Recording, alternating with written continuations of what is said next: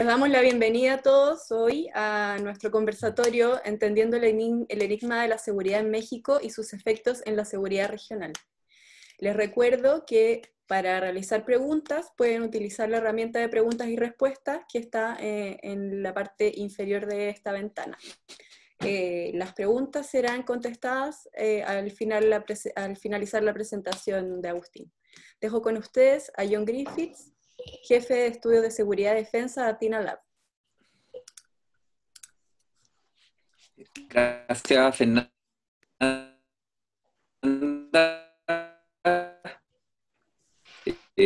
En primer lugar, muy buenas tardes a todos los que tradicionalmente estaciones relacionadas con la relación por estar conectados con nosotros. En esta oportunidad tenemos el grado de contar con Agustín Maciel Padilla, quien es un distinguido académico y diplomático. Me voy a referir a algunos aspectos principales de su currículum, de un extenso currículum académico.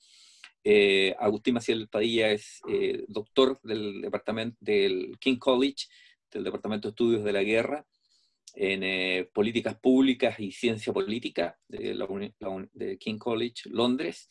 Además, efectuó la maestría en Estudios de Seguridad Nacional en la Universidad de Georgetown en el año 92 al 94, y es graduado de su licenciatura desde el Colegio de México.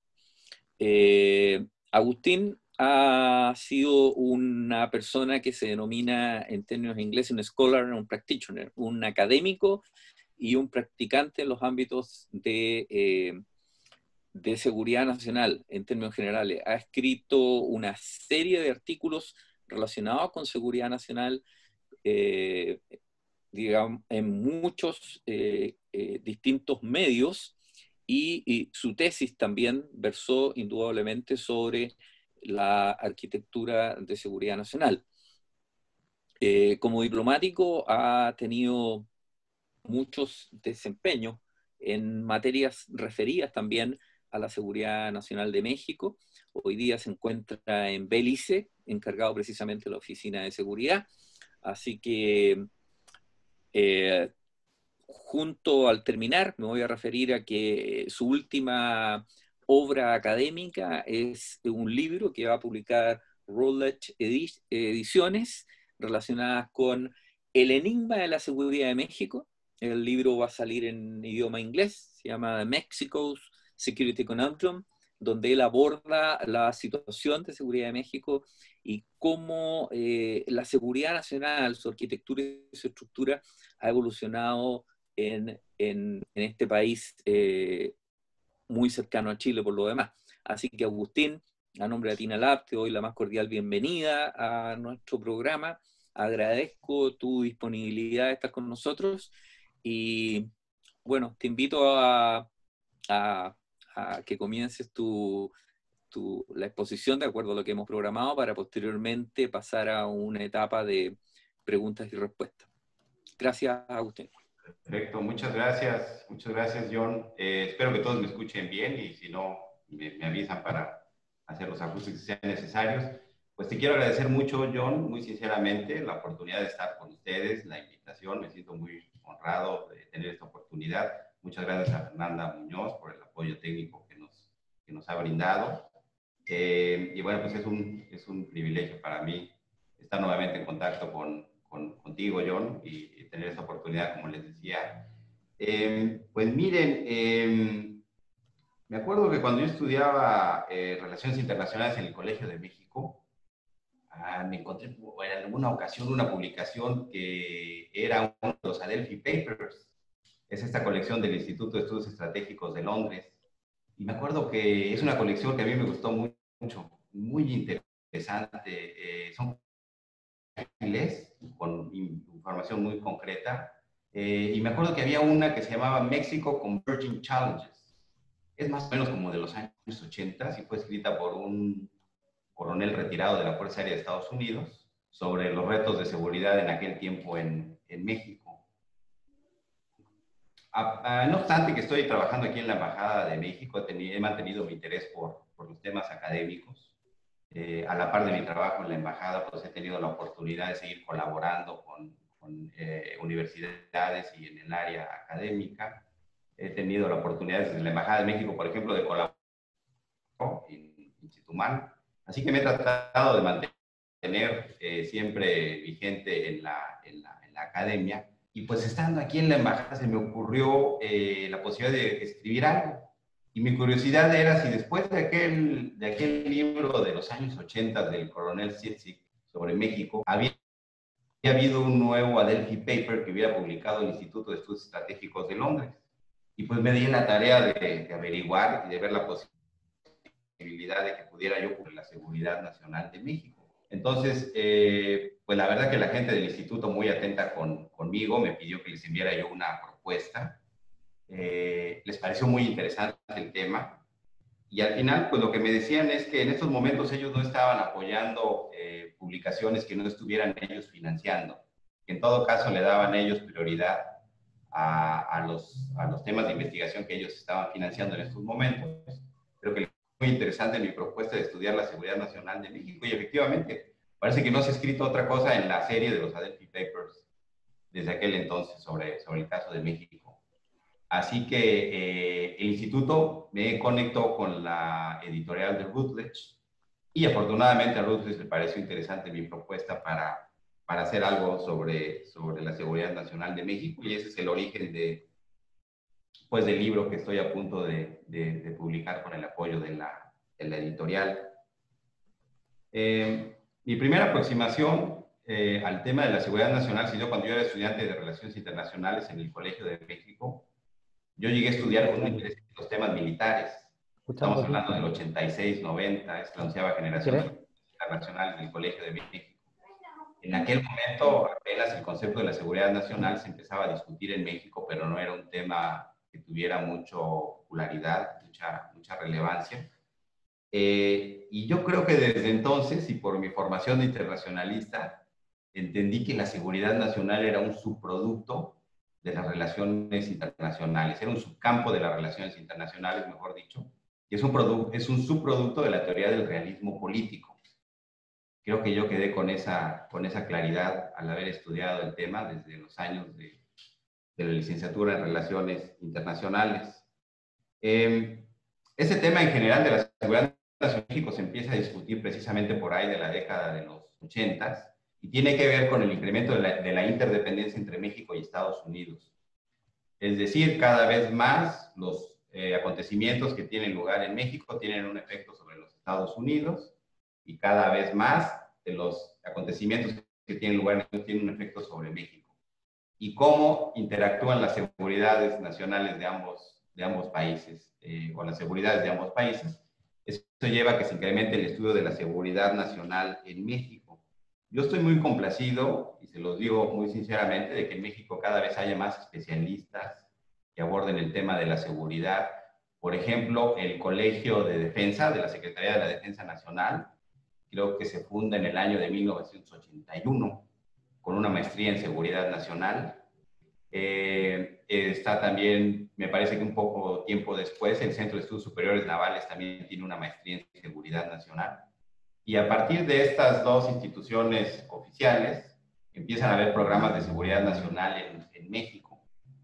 Se empieza a abordar el tema de la seguridad nacional en México. A mí me parece muy valioso, como nota de pie de página, me parece muy valioso que los civiles en México tengan una voz, tengan una participación en la definición y la discusión de la seguridad nacional.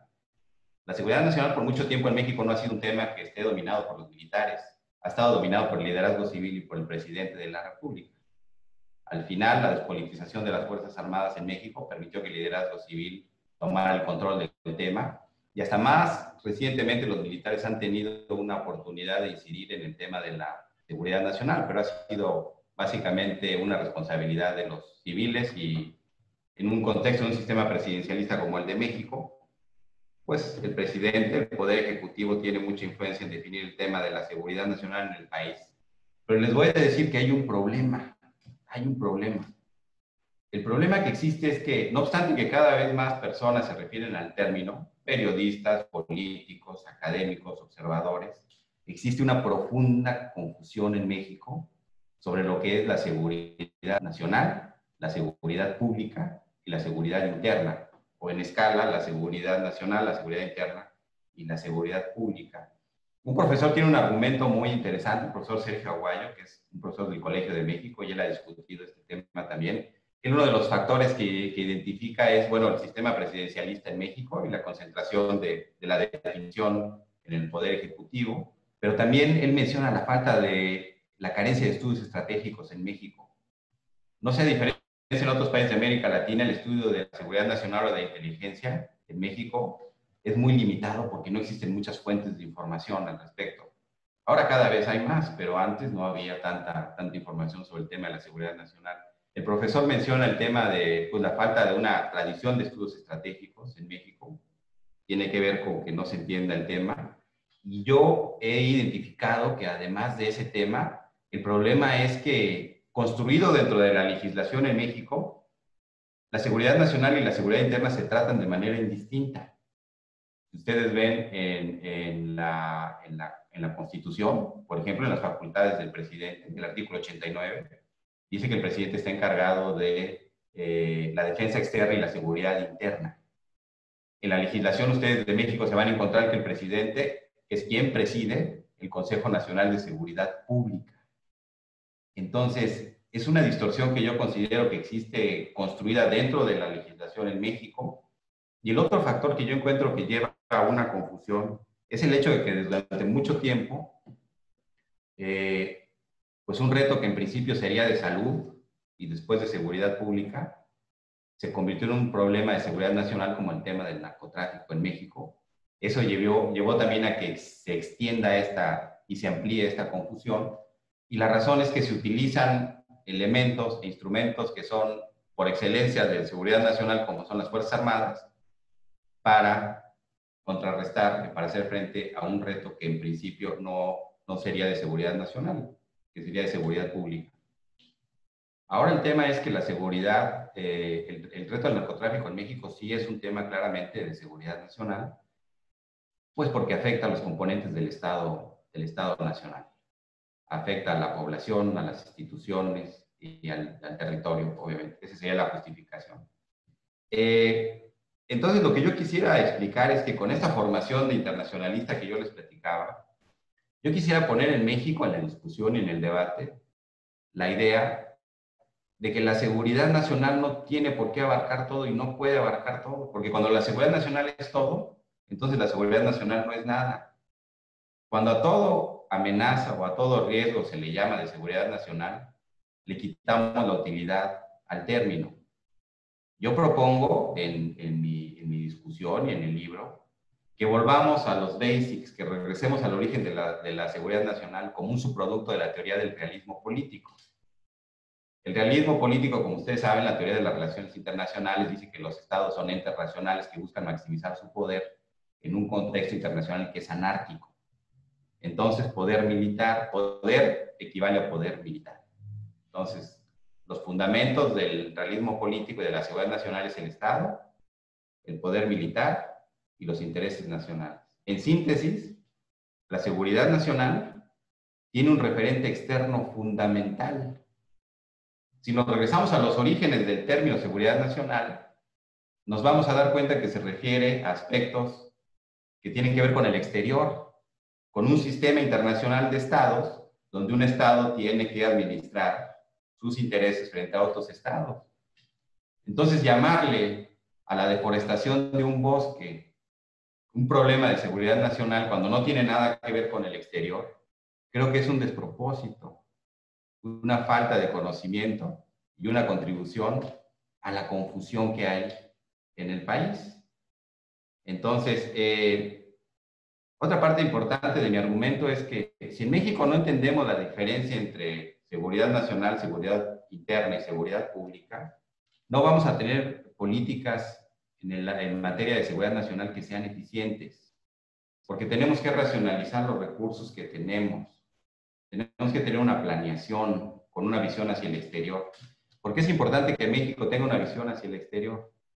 Porque si se dan cuenta ustedes, México está cada vez más expuesto al exterior. De hecho, la visión de la seguridad nacional en México ha ido cambiando a lo largo del tiempo.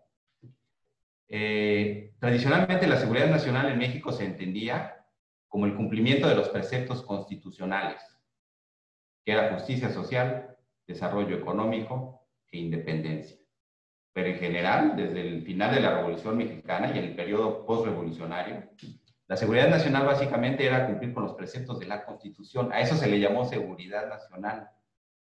El gobierno y el país fuimos aprendiendo, más por fuerza que por virtud, que la seguridad nacional involucraba otros aspectos. Por ejemplo, ustedes recuerden el shock petrolero en los años 70, México siendo un país petrolero, pues había una cierta presión por ver cómo íbamos a poder relacionarnos con los Estados Unidos en un contexto en el que, en un embargo petrolero, Estados Unidos iba a voltear la mirada hacia las reservas de petróleo en México. Entonces, la seguridad nacional nada más no son los retos internos, es lo que está pasando fuera del país también. Los conflictos armados en Centroamérica obligaron nuevamente a México a ver hacia el exterior. México, como ustedes recordarán, tuvo el liderazgo en la creación de un grupo multilateral como el Grupo Contadora, precisamente para tratar de diluir y de administrar la influencia de Estados Unidos en Centroamérica, porque para México una visión coercitiva, militar del problema en Centroamérica representaba un detrimento de sus intereses, porque cualquier inestabilidad que haya en Centroamérica produce refugiados, produce migración hacia la parte sur de México y en estados donde no son los más desarrollados del país. Ustedes recuerden que la parte más desarrollada industrial de México es de la Ciudad de México hacia el norte, pero el sur es más agrícola. En términos de niveles de desarrollo, el sur de México es menos desarrollado que el norte. Entonces, pues imagínense por qué México quería encontrar soluciones políticas a los conflictos armados en Centroamérica, a diferencia de una visión coercitiva, sobre todo con la administración Reagan, cuando llega el presidente al poder y decide que pues el empleo de la fuerza en Centroamérica es lo que va a resolver el problema. Otro ejemplo de exposición de México al exterior, pues es claramente la firma del Tratado de Libre Comercio de América del Norte en el 94. Cuando el presidente Salinas llegó al poder, tradicionalmente México ha tratado de equilibrar sus intereses frente a Estados Unidos, teniendo relaciones con Europa o con otros países del mundo.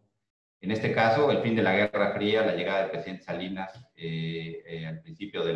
final de los 80, principio de los 90, pues se dio cuenta que los mercados para México estaban más cerrados de lo que se pensaba, porque con el fin de la Guerra Fría, pues Europa estaba teniendo sus propios intereses, Asia estaba teniendo sus propios intereses, México ya tenía una extensa relación comercial con Estados Unidos, y la lógica fue, pues, consolidar la relación comercial con los Estados Unidos y se firmó el Tratado de Libre Comercio de América del Norte. En México y en los Estados Unidos se vendió como que era un tratado que era puramente comercial, pero pues obviamente que iba a tener importantes consecuencias políticas y sobre todo consecuencias en materia de seguridad.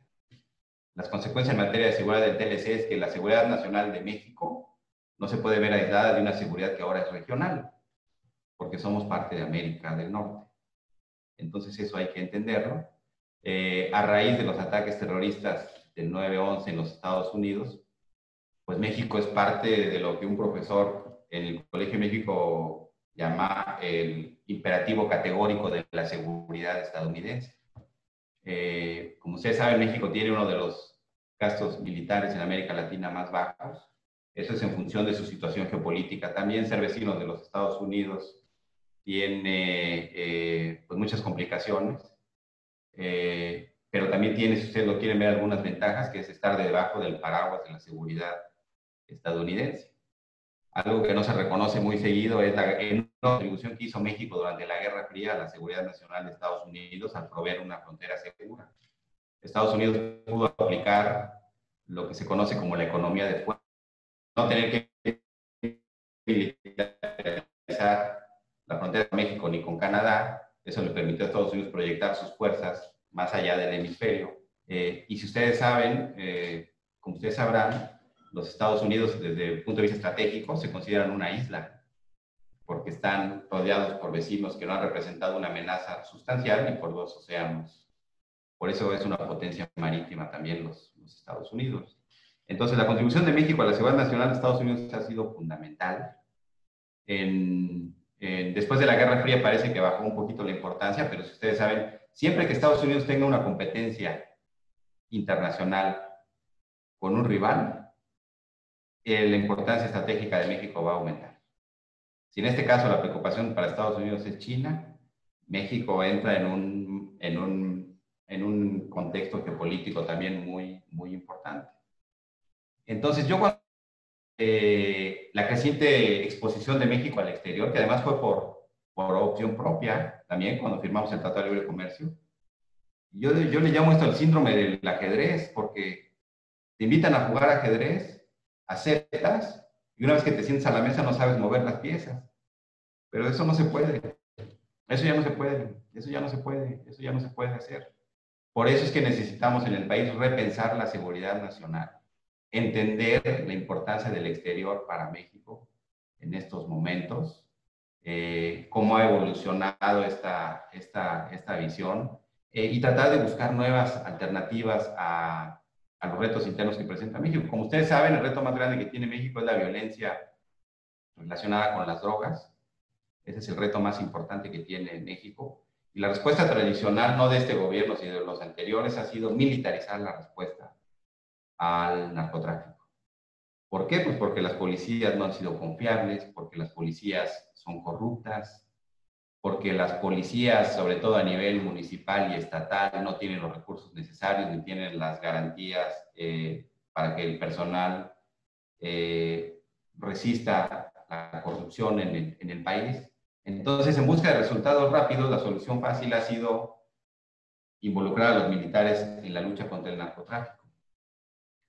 Pero esto pues tiene sus riesgos porque los militares en México son las instituciones más respetadas que ustedes se puedan imaginar. Creo que después de la iglesia los militares siguen ahí, con una aceptación muy importante entre la gente. Pero ahora están expuestos a corrupción, están expuestos a violación de derechos humanos, porque el Estado no ha sabido, cuando abre su caja de herramientas, sacar la herramienta que necesita para solucionar un problema específico. Entonces, otro problema es que mientras estamos involucrando cada vez a los militares en la lucha contra el narcotráfico, porque aquí la respuesta es, y parece que nadie la quiere discutir, es que pues, por el poder de fuego y el poder financiero de los grupos criminales en México, no hay otra institución que les pueda hacer frente. Por lo tanto, hay que incluir a los militares o hay que involucrarlos. Pero nadie hasta el momento ha hecho un alto en el camino para tratar de evaluar y de realmente encontrar una solución de largo plazo. Uno de los problemas es que en la medida en que estamos involucrando a los militares todos los días en la lucha antinarcóticos, en esa medida estamos retrasando el desarrollo de una policía efectiva. En el caso más reciente, como ustedes saben, el gobierno creó una figura que es la Guardia Nacional, que toma parte de la Policía Militar y la Policía Naval, y toma parte de lo que era la antigua Policía Federal, y termina con un proyecto de construcción de hace muchos años, que había sido una importante inversión en términos de recursos humanos, de recursos financieros, y empezamos un nuevo proyecto.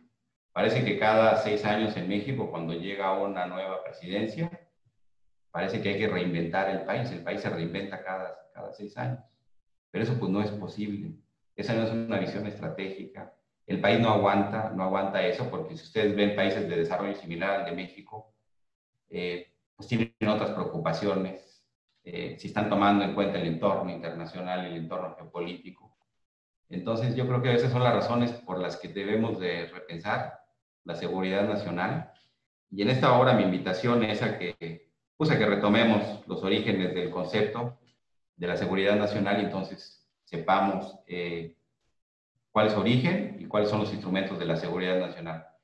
Y yo me puedo adelantar a una de sus preguntas, quizá, entonces es, si tú propones eso y propones que los militares ya no estén involucrados en eso, ¿cuál sería la respuesta? Bueno, es un proceso de construcción que va a llevar mucho tiempo.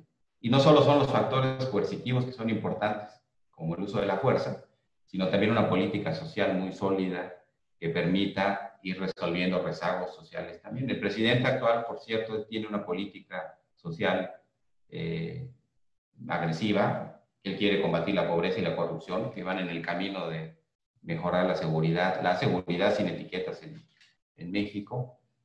Pero en el largo plazo lo que tenemos que hacer es reconstruir las fuerzas policiales a nivel local y a nivel estatal, crear unidades donde se vaya creando una cultura de la honestidad, que esas unidades estén primero dedicadas a temas que no sean el narcotráfico, y una vez que esta cultura de la honestidad se vaya expandiendo al interior de la corporación, entonces sí dedicarlos al combate al narcotráfico. Mientras tanto, las Fuerzas Armadas, ¿qué pueden hacer? Pues hay muchas cosas. Recuerdo haber leído recientemente, hace poco, un artículo de colegas ecuatorianos que decía la mejor contribución que pueden hacer las Fuerzas Armadas en un contexto de amenazas transnacionales pues es la protección de las fronteras. Estoy de acuerdo con ellos. Pueden proporcionar plataformas también a las fuerzas de seguridad. Y el tema de la inteligencia, que es fundamental. El tema de la inteligencia es fundamental para atacar las nuevas amenazas transnacionales. Y en este caso, mi invitación es a que en México también repensemos el tema de la inteligencia. Como ustedes saben, México tiene una agencia de inteligencia que estaba bajo el Ministerio del Interior. Con las reformas que ha implementado el nuevo gobierno, esta agencia de inteligencia ahora queda debajo del Ministerio de Seguridad Pública. Entonces, ustedes se pueden imaginar que la agencia principal de inteligencia del gobierno mexicano está totalmente volcada hacia el interior, en momentos en el que el país se enfrenta un entorno internacional cada vez más complicado. Entonces, tenemos que repensar la inteligencia en México y tener una institución orientada hacia el exterior, que en estos momentos yo creo que es muy importante. Alguna vez en un evento académico, un profesor muy prestigiado en Estados Unidos, cuando escuchó este argumento, me decía, los mexicanos se parecen a los franceses. No sé para qué quieren tener un sistema de inteligencia tan robusto, o por qué lo quisieran tener, si no tienen capacidad para influir. Y yo me quedé totalmente frío, porque es la primera vez que yo escuchaba que alguien dice que no tener información siempre es mejor así tenerla, ¿no? Pues eso no tiene, además México no estaría buscando influir, shaping the international environment tipo de la administración Clinton, ¿no? Con su estrategia de seguridad nacional. México estaría tratando de identificar variables específicas en las que pueda influir. México no estaría buscando transformar el escenario internacional. Además, y ya con esto voy a terminar yo, porque ustedes tendrán las preguntas, no quiero llevar. Cuando he dado clases del tema de la seguridad nacional en México, ustedes van a encontrar aquí una amplia variedad de temas y de definiciones de la seguridad nacional. Yo nada más le digo a los alumnos, por favor no se confundan. La seguridad nacional es la defensa y la promoción del interés nacional. El interés nacional frente a otros estados. Porque mientras el sistema internacional esté dominado por estados, la seguridad nacional va a seguir existiendo y la seguridad nacional va a referirse específicamente a el exterior. Entonces, solo para finalizar, yo espero contribuir, como dicen, a regresar a la seguridad nacional a la caja. Put national security back in the box. Que sepamos que nada más es para describir algo específico y que si hay otros temas de seguridad, quizá ameritan que se les llame tema de seguridad nada más, o tema de seguridad pública, o tema de seguridad interna, porque cuando a todo le llamamos seguridad nacional, pues terminamos con un concepto que es inservible. Pero no hay que confundirnos porque el término de la seguridad nacional en estos días es muy importante. Solo déjenme algo que estoy recordando. Imagínense la teoría que ha tratado de ampliar el término de la seguridad nacional. Por ejemplo, me estoy pensando en la obra de Barry Busano, Lee Weaver y Jack DeWild, cuando ellos hablan de Security, a New Framework for Analysis, que dividen la seguridad en sectores y en el proceso de seguritización. Me acuerdo una cita de ellos que dice, cuando nosotros queremos ampliar los sectores de la seguridad para incluir más temas, queremos incorporar la seguridad nacional, queremos incorporar al Estado. Nunca hubiéramos pensado en la locura de querer ampliar los sectores de la seguridad pensando que el Estado no es importante o que podemos hacerlo sin incorporar la seguridad nacional en un replanteamiento de los esquemas de análisis sobre la seguridad. Así que yo espero que esta sea mi contribución con la publicación. Nuevamente te agradezco mucho, John, por la oportunidad. Les agradezco mucho a todos ustedes que están conectados en esta charla y pues estoy muy contento de estar aquí y de tener la oportunidad de contestar cualquier pregunta que ustedes puedan tener. Muchas gracias. Muchas gracias no, muchas gracias a ti, Agustín, la verdad es que uno no puede dejar de pensar en que la situación de Latinoamérica es muy similar en términos de no pensarse estratégicamente, de no articular más, porque querámoslo o no, hoy día estamos más interconectados a nivel mundial y ello nos va a presentar riesgos, amenazas, pero también oportunidades. Entonces, ¿cómo no contar con inteligencia en forma oportuna para tomar decisiones? Sí, claro. Claro, John. ¿Cómo no contar con un organismo, aprovechando que tenemos un gran número de personas conectadas? Si nos puedes hablar un poco más de cómo está articulada en México la seguridad nacional y cuáles serían los eventuales cambios que tú le darías para poder enfrentar los actuales desafíos. Bueno, yo con mucho gusto, muchas gracias por tu pregunta, es muy pertinente. Miren, la seguridad nacional está definida en buena parte por los militares, por los civiles, por el liderazgo civil, como les decía, por el presidente. El documento que trata de articular en principio la seguridad nacional en México son los planes nacionales de desarrollo que presenta cada gobierno a su inicio de 6 años de su periodo en el gobierno, y ahí definen lo que es la seguridad nacional. En los últimos años ha sido muy heterogéneo. Hay planes nacionales de desarrollo que no definen la seguridad nacional, sino que simplemente la mencionan sin definirla. Entonces ahí también hay falta de claridad. Los últimos 2 gobiernos han tenido algo que me parece a mí muy importante y que ha sido un avance significativo, que han sido los programas de seguridad nacional. O sea, abajo del Plan Nacional de Desarrollo, que menciona la seguridad, vienen los programas nacionales, los programas de seguridad nacional. Me parece un avance muy interesante porque empiezan ellos, en estos programas, el gobierno a analizar los retos para el futuro, cómo se racionaliza un sistema. Déjenme a propósito, ahorita que menciono esto, México no carece de un sistema de seguridad nacional. En México existe un sistema de seguridad nacional. Lo que hace falta es voluntad política para hacer las reformas y los cambios necesarios y ponerlo en marcha. Pero México de ninguna manera estaría empezando de cero. México cuenta con un sistema de seguridad nacional. Los primeros cambios que yo creía que son necesarios son, por ejemplo, consolidar la Secretaría de la Defensa, la Secretaría de Marina en una sola Secretaría de Defensa Nacional, con un Estado Mayor conjunto. En México yo no creo que exista una demanda, un reclamo para que el ministro de la Defensa en México sea necesariamente un civil. Finalmente, México ha logrado que sus Fuerzas Armadas se sometan al liderazgo civil.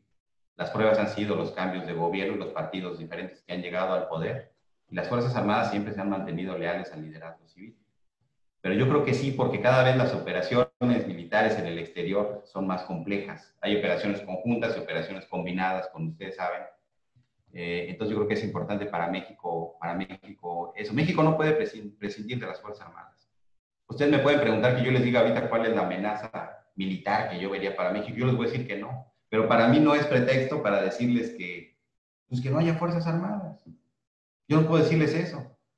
Porque los que nos dedicamos al tema de la seguridad, sabemos que enfrentamos un contexto incierto, en donde una buena parte de lo que tenemos que atender y pensar en el futuro son los riesgos.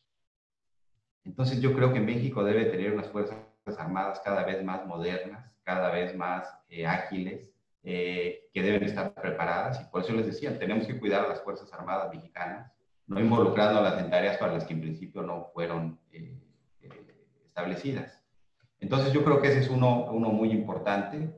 El otro es la creación de un Consejo de Seguridad Nacional en la presidencia que pueda brindarle al presidente una visión integral de un panorama estratégico sobre la posición de México en el mundo y cómo se interrelacionan los temas exteriores con los internos. Y la otra, obviamente, sería una reforma a la Agencia de Inteligencia en México, la creación de una nueva inteligencia que esté dedicada al exterior. Creo que en México existen los recursos humanos, existen los conocimientos, existe la tecnología, existe la posibilidad de que podamos tener una agencia de inteligencia orientada hacia el exterior más robusta. Esos serían de los cambios que yo creo que serían muy importantes para esta mirada hacia el exterior. Creo que eso sería, John, lo que yo creo. ¿Y cómo se articula? Bueno, se ha articulado la seguridad nacional a través de un Consejo de Seguridad Nacional que está en la Ley de Seguridad Nacional, en los programas de seguridad nacional, pero que está en papel, porque, por ejemplo, el presidente actual de México lleva a cabo reuniones de gabinete de seguridad nacional todas las mañanas. Antes de dar su conferencia que se llama Mañanera, el presidente se reúne con el gabinete de seguridad nacional y ahí ellos tienen una deliberación. Pero México no necesita sentarse a repetir noticias o números.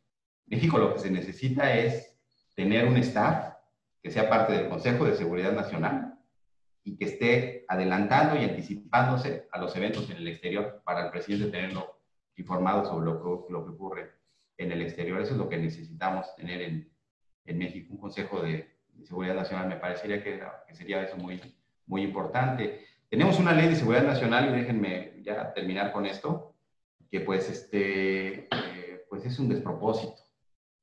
A lo que se le llama la Ley de Seguridad Nacional en México es básicamente una ley para controlar a la Agencia de Inteligencia en México, pero no es una National Security Act de 1947 en Estados Unidos que crea el sistema de seguridad nacional.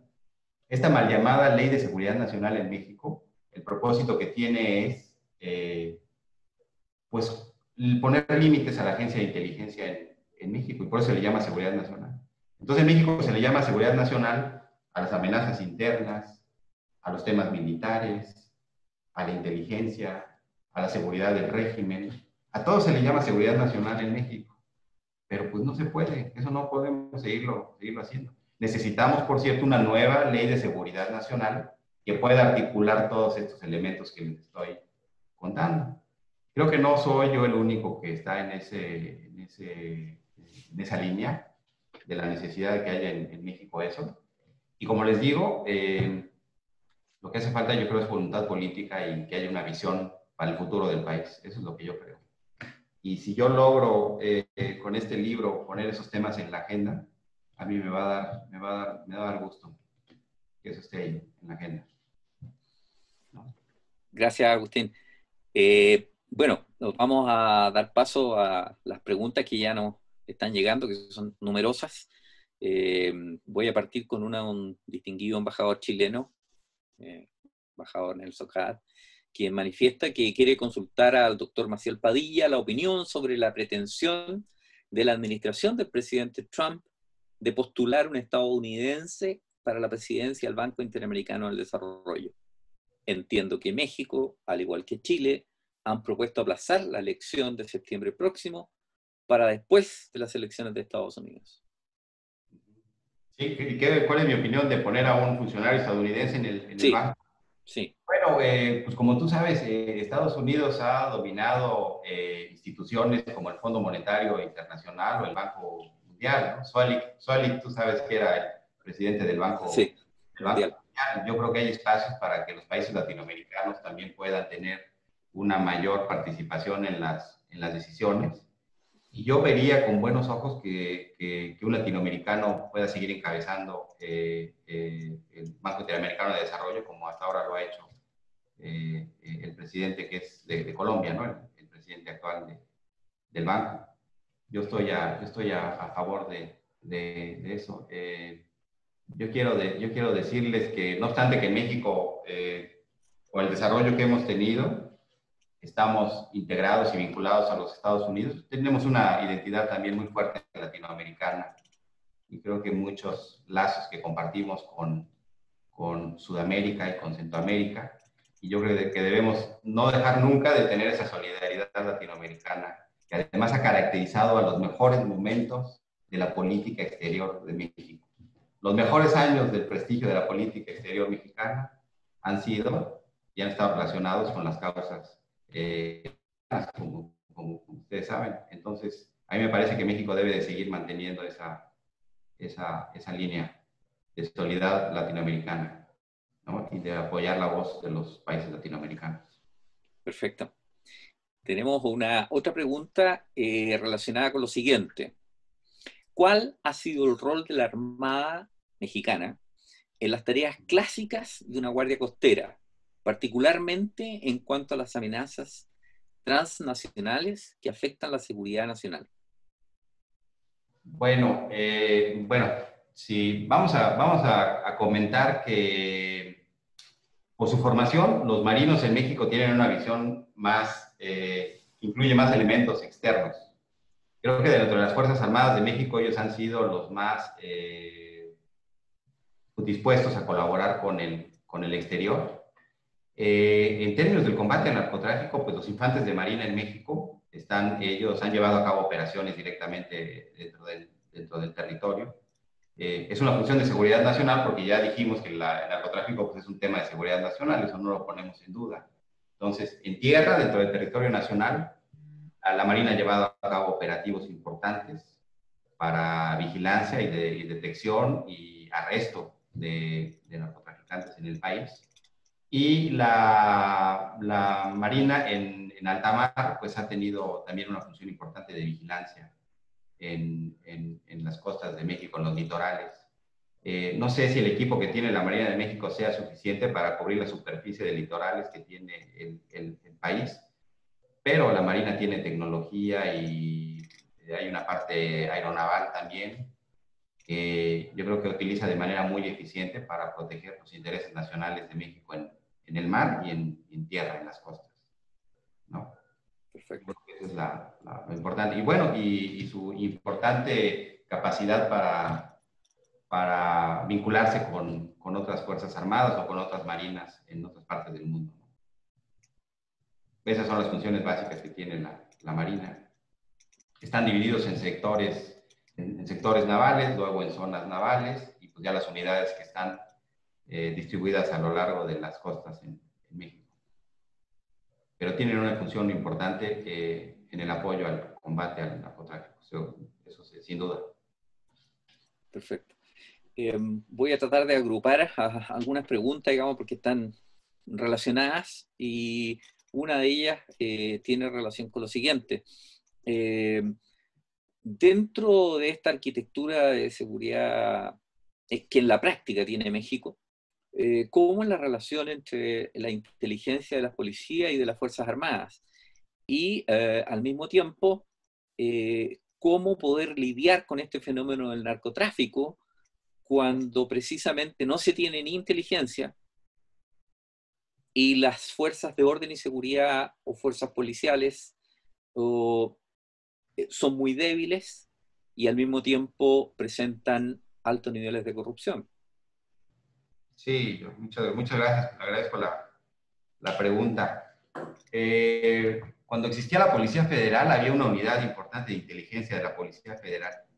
Y había grupos que intercambian inteligencia entre los militares y los civiles. Hay estructuras que están específicamente hechas para eso. Y aunque la Policía Federal desapareció y ahora tenemos algo que se llama la Guardia Nacional, yo me imagino que siguen existiendo esas estructuras donde se intercambia inteligencia entre los militares y las policías, ¿no? Y los cuerpos de seguridad civiles. Eso debe de seguir existiendo. La otra pregunta es, ¿cómo hacerle sin inteligencia para combatir al narcotráfico? Pues es muy difícil. Es muy difícil porque, pues como ustedes saben, es un reto importante para el Estado mexicano. Como les decía, estos grupos en México tienen recursos suficientes para corromper autoridades, tienen un poder de fuego que obviamente rebasa las capacidades de la policía. Y por eso se reconoce que la inteligencia es un instrumento muy importante para combatir a estos grupos. De hecho, hay estudios, tanto en México como en Estados Unidos, que han dicho que la estrategia de golpear a los high value targets, o sea, los objetivos de alto nivel de estos grupos, lo único que ha hecho en México es fragmentar a los grupos. Y esto genera luchas intra-grupos, entre grupos, y entre los grupos y las fuerzas de seguridad en el país. Y es cada vez más difícil combatir a estos grupos en México. Pero creo que la inteligencia es muy importante y hay estudios, por ejemplo, de Brookings Institution que recomiendan no necesariamente golpear a los objetivos de alto nivel, sino a las estructuras intermedias para lograr mejores resultados en el combate a la criminalidad en el país. Pero yo creo que la inteligencia es muy importante. Y ahora que hacen esta pregunta, me parece también mencionar algo que es la complementariedad. Ese es un término y una idea que es sumamente interesante. La complementariedad le va a permitir a las Fuerzas Armadas aportar insumos, infraestructura e información para que las fuerzas civiles, una vez reformadas y con una cultura de la honestidad, de la eficiencia y del servicio, puedan hacerse ellos cargo de combatir este problema. Pero ustedes tienen que darse cuenta que el tema del narcotráfico en México es algo sumamente complejo. El tema del narcotráfico tiene que ver con un mercado integrado de drogas, donde México es un país que es punto de tránsito y productor de drogas, que comparte 3,000 kilómetros de frontera con la potencia más grande del mundo, que también es el mercado más grande de drogas. Lo que los Estados Unidos han hecho es exportar el combate al narcotráfico fuera de sus fronteras. México lo ha hecho, lo ha adoptado esta estrategia, pero como ustedes saben, lo ha hecho a un alto costo en términos de vidas, en términos de exponer a los militares a la corrupción, a la violación de derechos humanos. Y por eso es que si nadie cuida a las Fuerzas Armadas de México, los mexicanos sí tenemos que cuidarlas. Eso es una parte importante de reestructurar la situación, pero el narcotráfico pues es un tema que no es algo que México le genera al mundo. Es una amenaza transnacional que es un problema muy grande para México. Pero mientras no se ataque el tema del consumo, eso lo reconocen hasta los propios especialistas en Estados Unidos. Lo que impulsa el narcotráfico no es la oferta, es la demanda. Entonces, mientras Estados Unidos no tome en serio una estrategia para disminuir la demanda de drogas, nosotros vamos a tener que seguir enfrentando este reto. Pero mi invitación sería que lo hiciéramos realmente protegiendo el interés nacional de México. Por eso es importante reformular la seguridad nacional en el país. Esa es la respuesta, John. Gracias, Agustín. La siguiente pregunta tiene que ver un poco con las estrategias que ha seguido México en contra del narcotráfico, y se asume que el presidente Felipe Calderón y el presidente Peña Nieto de una u otra forma militarizaron la estrategia para enfrentar el narcotráfico.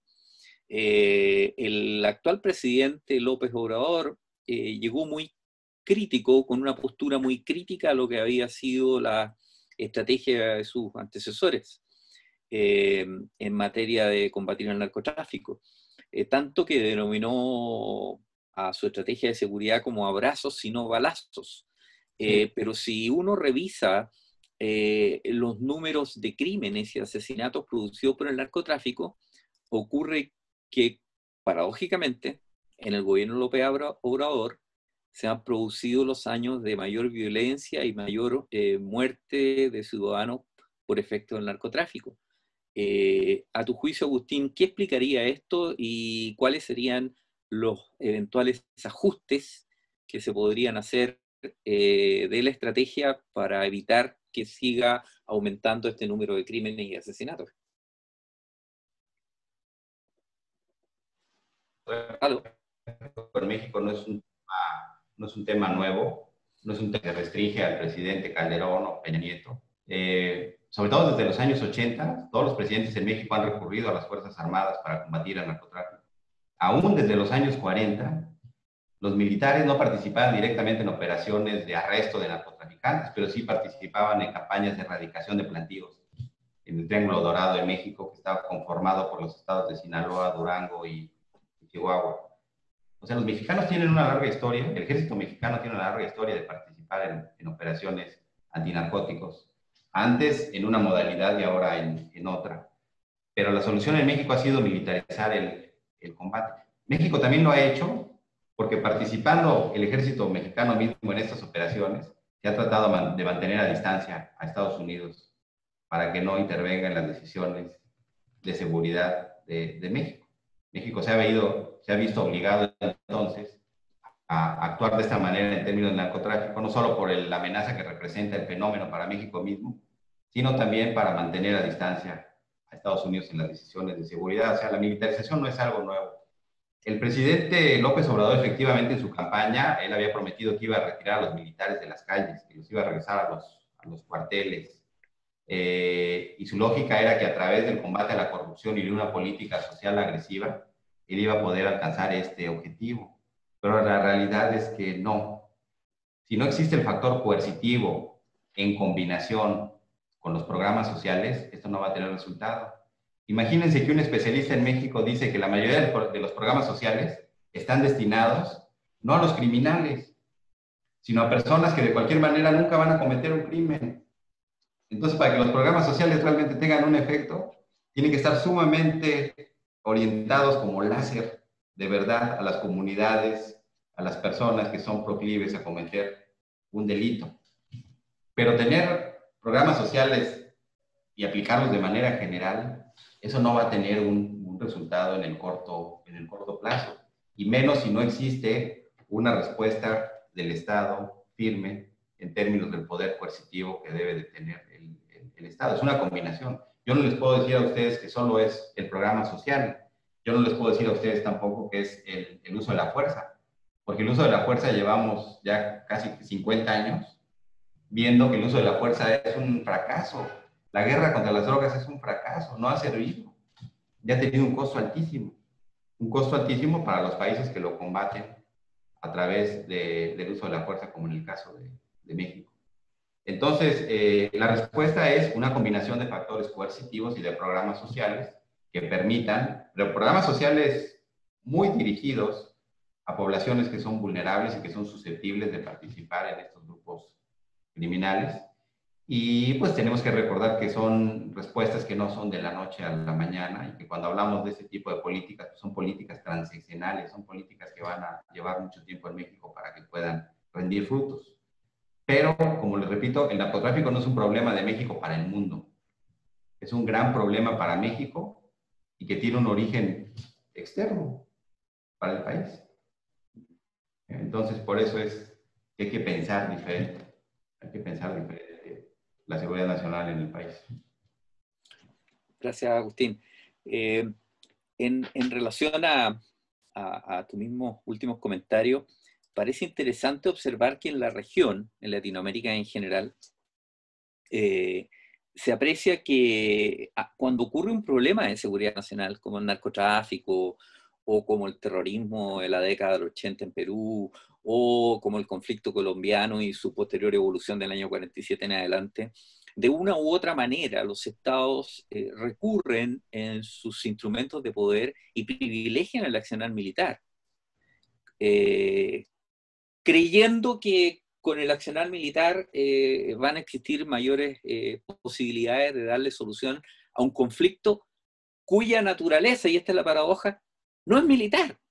Claro. En esencia, la naturaleza de esos conflictos no es militar. Entonces, cuando estamos hablando del narcotráfico, pareciera ser que ocurre lo mismo, y a mí me gustaría conocer tu opinión al respecto, porque lo señalaste al inicio, y al mismo tiempo parece también coincidencia que haya sido México el año 2003, en donde la región y Latinoamérica, en la Conferencia Especial de Seguridad del año 2003, haya adoptado una noción de seguridad como multidimensional, afectada por factores políticos, económicos, sociales, de salud y ambientales. Es decir, como muy bien decías tú, una noción que lo es todo, termina no siendo nada.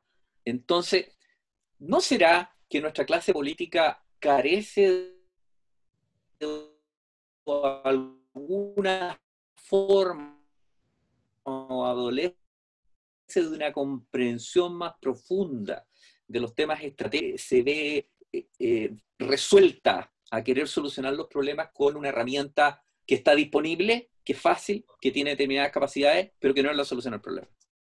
El que más académicos, más especialistas, más políticos se dediquen al tema de la seguridad y opinen y lo traten de entender, es un arma de dos filos, precisamente por eso. Porque si no lo entienden, lo único que hacen es terminar confundiendo a todo el mundo. Por eso yo creo que el tema de la seguridad nacional es un tema que debe tomarse con seriedad y debe abordarse pues con base en estudios y en un entendimiento real del problema. Hablando de la paradoja que mencionabas, les recomiendo mucho el libro de Barry Busan, de Weaver y de Wild, Security: A New Framework for Analysis, porque me encanta que da una explicación, pero es muy, muy interesante. Fíjate que ellos, los especialistas, pasan a lo largo de su obra explicando los sectores de la seguridad, diciéndote la importancia que tiene la seguridad, tratando de entenderla desde diferentes puntos de vista, para decirte que cuando nombras a un problema de seguridad, realmente estás fracasando, porque la solución superior a un problema es deseguritizar un problema, no seguritizarlo. Ellos dicen entonces que existe un